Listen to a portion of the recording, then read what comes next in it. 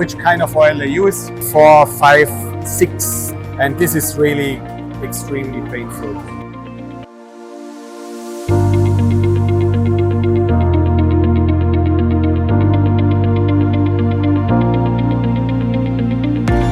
I'm Lars from LMI Technologies, and here we see a demo from NET.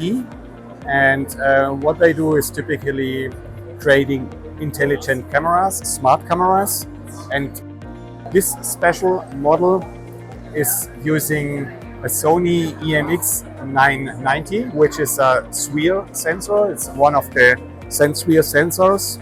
And they have here a halogen lamp, so black body radiator, which is also emitting in the infrared.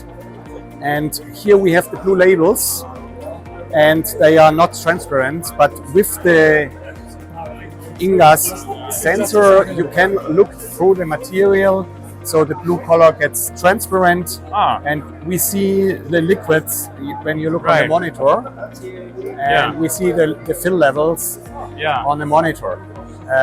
We see a little bit. It's a plastic coating. The blue is a plastic coating. Thick 1 millimeter plastic coating.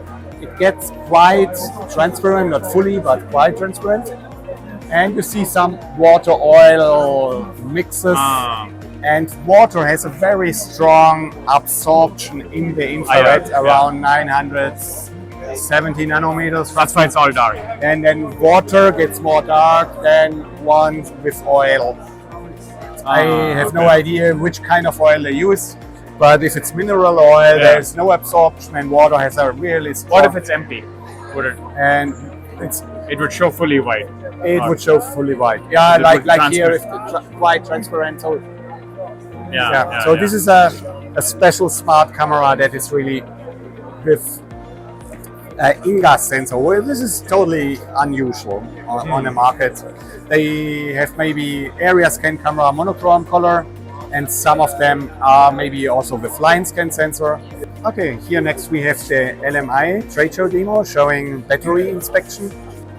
So this is extremely fast timing sync box for our sensors, and the Master 810 distributes also the encoder signals from the linear axis. And the three sensors are calibrated together to create this image here. So it's a fusion of multiple images. Later we will see it again. Then next we do some confocal imaging inspection with sub-micron accuracy. Wow. So the electrodes on top, they don't... later you do some ultrasonic welding on top, so it must be really quite flat.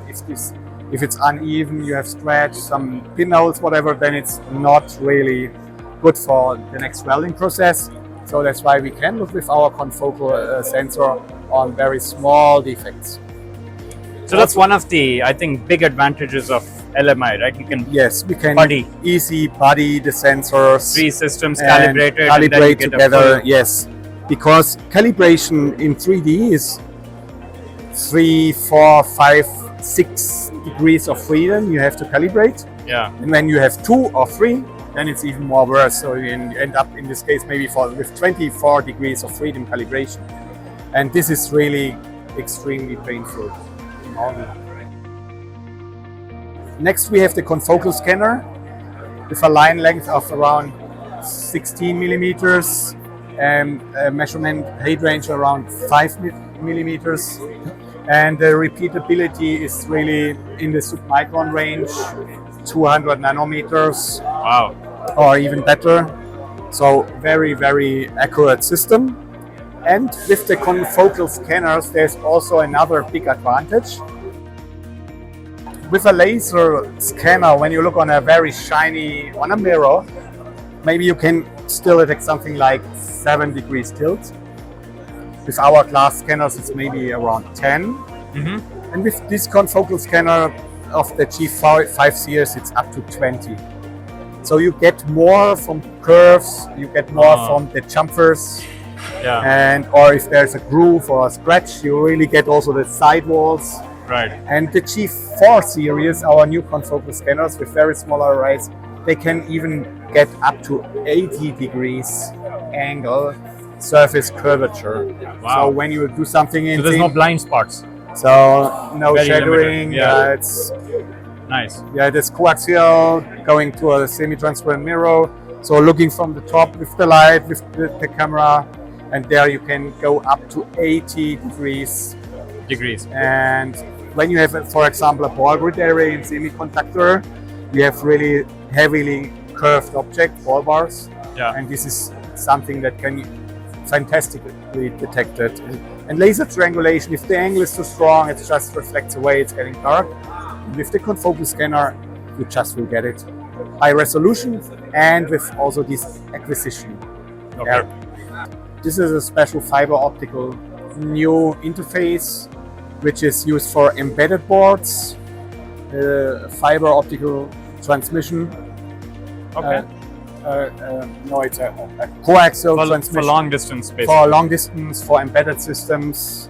Yeah. And but this fiber link is something that is typically used only on embedded systems, and the people have to do their own boards, customize their own boards. So it's not using this standard interface as what we use in machine vision, like USB 3 vision, DD camera link, or also meanwhile you use also other interfaces come like the MIPI CSE2. In this case, it's a fiber link.